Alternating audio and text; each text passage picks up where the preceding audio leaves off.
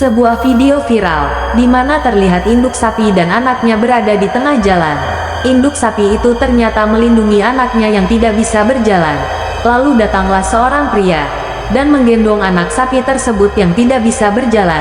Induk sapi itu pun mengikuti pria tersebut. Lalu diletakkan di tepi jalan yang teduh dari sinar matahari. Dan terlihat jelas induk sapi tersebut menganggukkan kepalanya, sebagai tanda terima kasih kepada pria tersebut. Terima kasih, semoga bermanfaat.